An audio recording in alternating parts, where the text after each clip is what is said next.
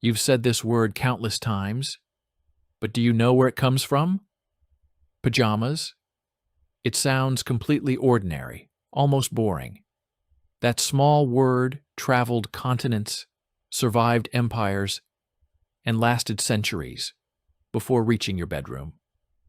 And here's the best part. It didn't even start as sleepwear.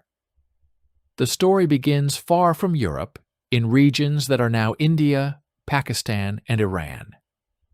Long before pajamas meant sleepwear, people wore loose, lightweight trousers tied at the waist.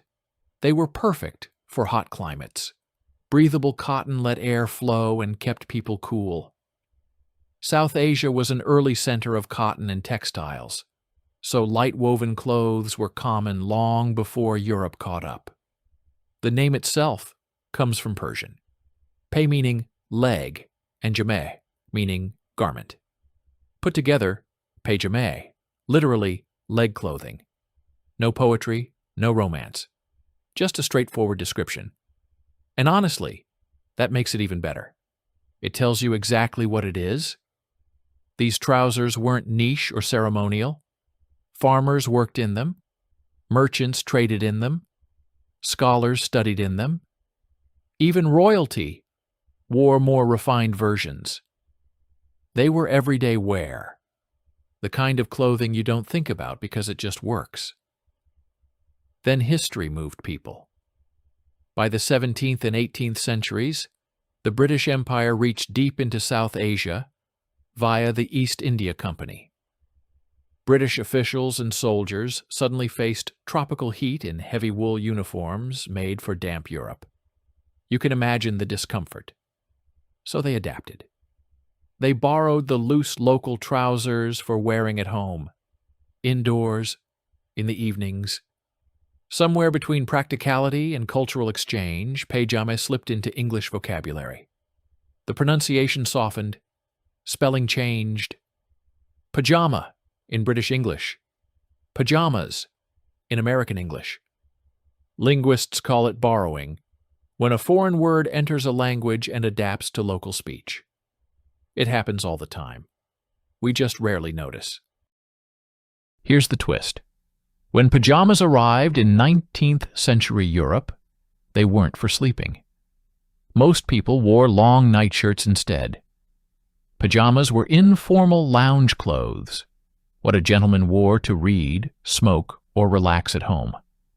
The 19th century brought new ideas about hygiene and comfort.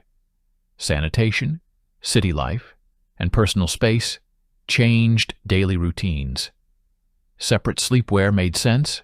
Pajamas, linked to relaxation, caught on. By the late 1800s, men in Britain and the US commonly wore them.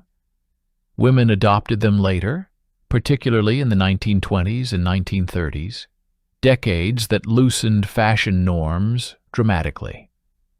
As women wore trousers openly, pajamas became practical and symbolic, a sign of modern comfort and independence. Here's what's fascinating. Fashion changed, fabrics improved, styles came and went, but pajamas stayed the same. It sounded exotic and memorable, yet simple. Leg garment just doesn't feel cozy. Worldwide, pajamas adapted locally. In parts of China, cotton sets are worn indoors and sometimes outdoors. Comfort knows no bounds. In the West, pajamas became fashion, silk, matching sets, designer labels, different looks, same core idea, breathable comfort. Then COVID-19 hit. Millions worked from home, video calls on top, pajamas on the bottom. Once again, pajamas returned to everyday life, just like in South Asia. Business on top, comfort below, history repeating itself. What fascinates me is how quietly it happened, a word crossing continents and centuries. Tonight, your pajamas carry that history.